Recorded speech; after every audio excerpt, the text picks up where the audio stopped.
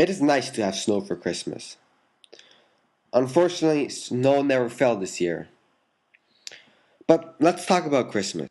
It is the third most important celebration in Christian religion. Nowadays, people don't know the origins of Christmas.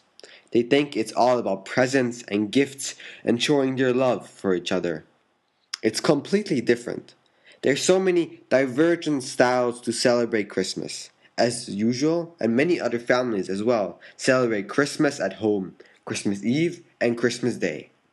Christmas is a celebration where presents should have a small part in a celebration.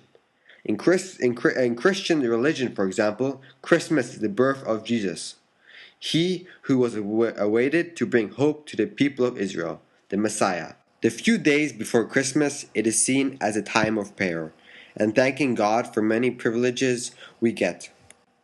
It is a time of Christmas songs, board games, and several other games with the family. An act of kindness for Christmas would be to give presents or donate clothes or money to not so privileged families and children and homeless people so they can survive throughout the winter. But let's go back to origins of Christmas.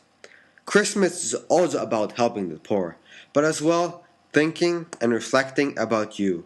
To think about yourself as well and be with your family because the family is the most impactful and very influential group in the world. With Christmas there comes hope, regret, family, friends, kindness, trust, and purpose in life. The origin of Christmas is lost. Help it to be restored again. And tell everyone that Christmas is a time for the family. It is time to deliberate yourself, reflect upon your life, what you can do better, or what you can improve on. It is also the time to look upon yourself is something very essential to Christmas.